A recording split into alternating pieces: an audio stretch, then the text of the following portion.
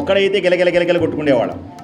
దాని బదులు కొన్ని ప్రదేశాలు చూశానులే అనే ఒక తృప్తి పొందాం మనం.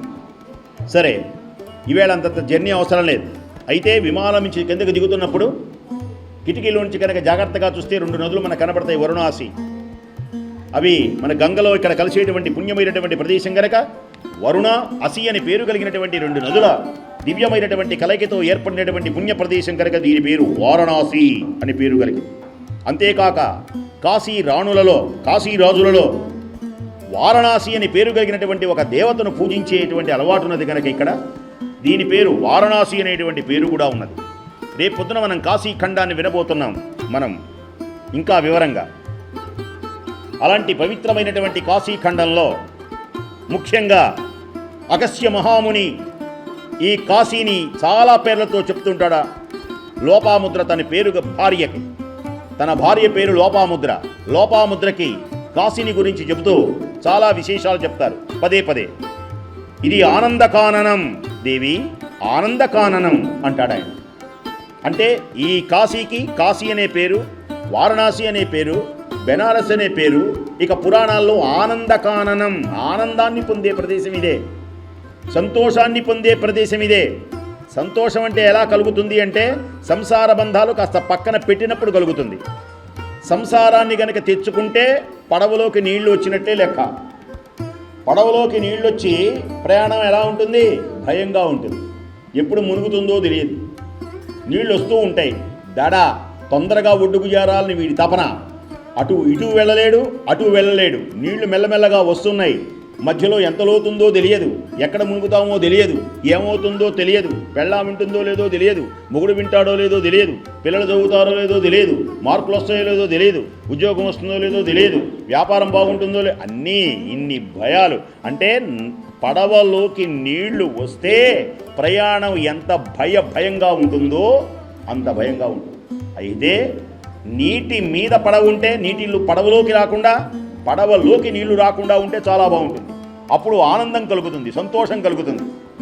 నీటి మీద అలల మీద తేలి ఆడుతున్నటువంటి పడవ సంతోషంగా ఎలా ఊగుతామో అలాగే ఆనందకాననమని, మహాశ్మశానమని, అవిముక్తము అంటాడు అగస్త్య మునీంద్రుడు. చాలాసార్లు చెప్తాను ఈ పదం మీకు. ఎన్నిసార్లు అంటాడో మనం ఈ 9 రోజుల్లో ఎన్నిసార్లు వింటామో అవిముక్తం అని. అవిముక్తము అంటే విడువదగనది. అంటే కాశీని నేను విడిచిపెట్టలేను. ఎంత బాధపడతాడో మహానుభావుడు. అలాంటి ఆనందకారణమని, మహాశ్మశానమని, ఈ పుణ్యమైనటువంటి అవిముక్తము అని ఈ కాశీకి పేర్లు. ప్రపంచంలోనే ఈ భూగోళంలో, ఈ గ్లోబ్ ప్రపంచంలో ఇలాంటి పుణ్యమైనటువంటి క్షేత్రం మరొకటి లేదు అని ప్రఖ్యాతి వహించింది. దేనికని అంటే ఈ గంగలో ఒక్క దోషుడి గనక నీళ్లు తాగితే, ఒక్క చుక్క గనక నీళ్లు గనక సేవించినట్లయితే అశ్వమేధయాగం చేసినంత పుణ్యం కలుగుతుంది ఈ గంగలో స్నానం చేస్తే. అశ్వమేధయాగం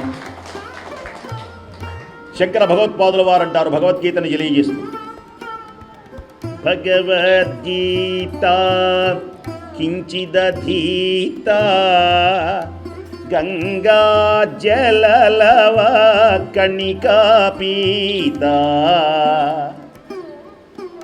వినండి ఎలా చక్కగా చెప్పారు. భగవద్గీత బాగా చెప్తాను నేను కూడా. భగవద్గీత కించిదధీత గంగా జలలవ కణికా పీత సకృదపియేన మురారి సమర్చ